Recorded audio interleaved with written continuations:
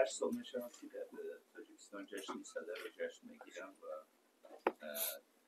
دهی آبانی و سیانی هم و در تاجیکستان رسما روزی جشن صدر هست و فردا هم در باغ فدراسی این جشن برگزار خواهد شد. حالا بر اساس اون شرح توضیحاتی که بعضا هموطنهای ما بخصوص از خارج کشور مینویسن، شاید با توجه به اینکه آتش یکی از عناصر بسیار مهم جشن صدر هست،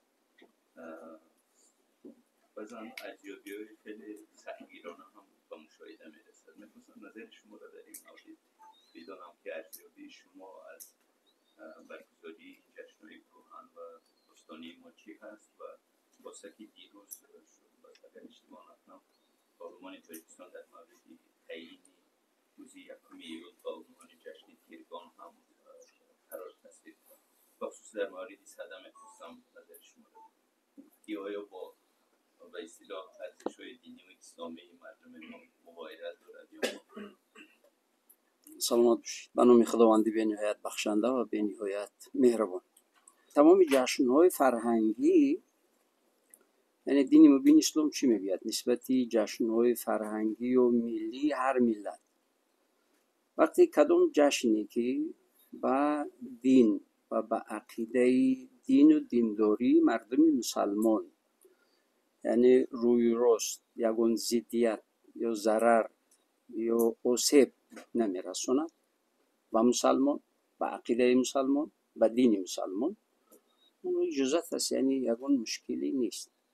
ولو خودی دولت‌های اسلامی وجود دارد.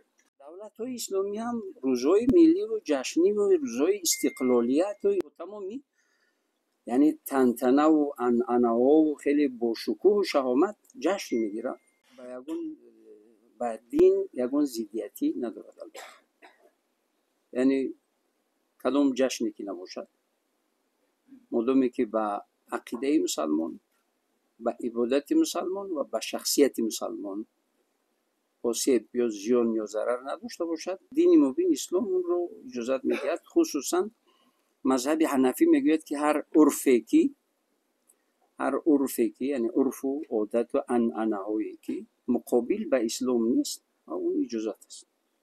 سلام باشید.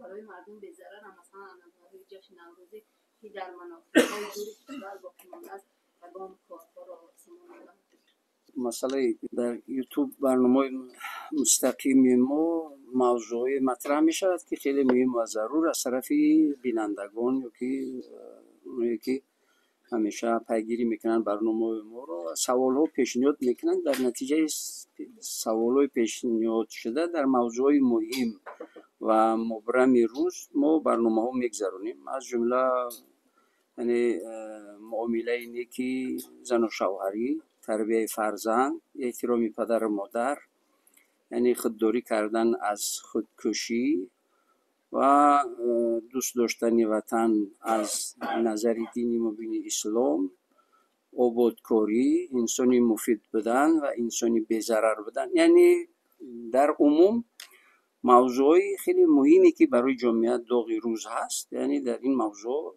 برنامه ما جدا است، یعنی تقریبا حالا به حدید 100 رسیده است. سلام باشید.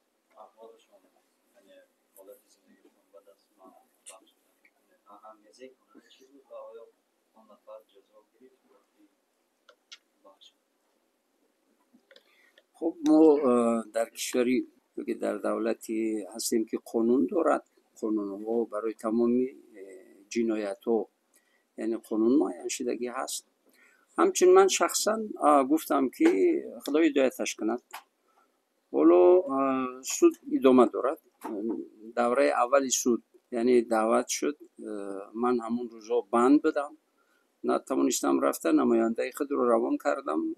نماینده گفتن که خیلی میگریست و پشیمان بود که من رو یعنی وسواس کردن، من رو یعنی تحریک دادن و گمراه کردن. من نفهمیدم که چیکار کردم. از حضرت مفتی عذری من رو یعنی عذر بخواهید از نام من بسیار پشیمانم، لیکن تو به حال من دیدار ندیدم. سود ادامه دارم. در جریان هستید که بر اساس کدوم نوع این جنایتی مثلا میدانوشی است، افراطی است، چی است؟ نه افراطی است دیگه، گروهی است یا گروهی یک مجموعه زیادی هستند. گروه افراطی است.